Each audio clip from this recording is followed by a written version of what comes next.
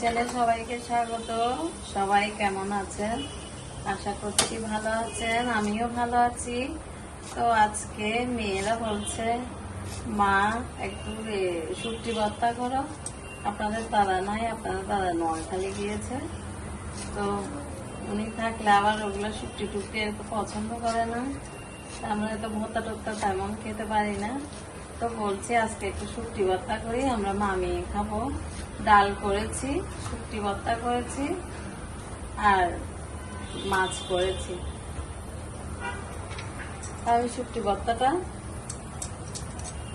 করে নিয়েছি, মেখে নিয়েছি। এখন আমি ধনে পাতা দিয়ে দিয়েছি, ধনে পাতা দিয়ে মেখে নিচ্ছি। একটু সরিষার তেল দিয়ে দেব, সরিষার তেল দিয়ে দিচ্ছি হালকা করে।